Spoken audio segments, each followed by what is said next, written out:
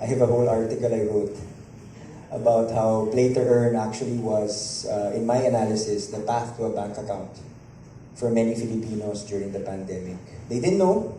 They didn't know that they had a bank account that was a crypto wallet, and that's how they were earning, and then they used it and they moved it. So many found themselves financially included because they had to cash in their gaming credits, diba? But it's a byproduct of the real objective, diba? Which is to cash in. So many, I think if we look at it and we look at the numbers, we are the #1 in terms of NFT ownership in the world. So we have about 40% of the Axie Infinity players. There are other games emerging. MetaMask users, we are at about, I don't know what the last count was already, if it was 18 or 20 million users already, but growing exponentially. The Financial Times has noted that we are the 4th largest digital growing economy in the world. I think the pandemic, regardless of play to earn, really, as a digital nation, really moved us over the tipping point. We were the tax capital of the world in 2006. I mean, not a surprise. Tapos naging Facebook capital.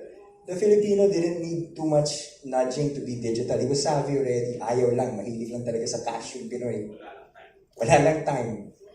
But the numbers have turned.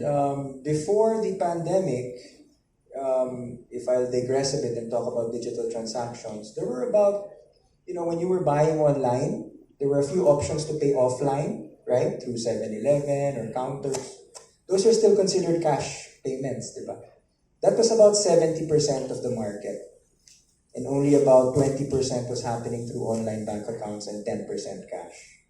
Now it's the reverse. It's only 20% cash. 70% are coming from e-wallets and digital payments already. So now, because of the pandemic, wala nang time. Diba? So the Filipino became more digital.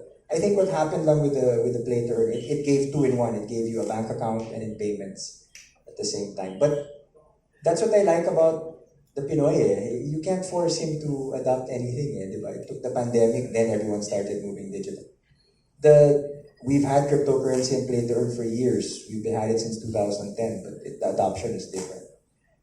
But either way, I think it's becoming more necessary to be regulated, and they realize that they have to come into the regulated space because you're touching the Philippine peso already.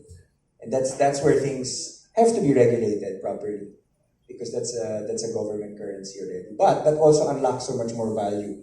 I'm earning in the virtual world, but I need to build up wealth in the physical world, which deals with physical risks, right? And are governed by physical rules. So how do you bridge that properly and not just take the extreme and say, wala, this is impossible, or this is...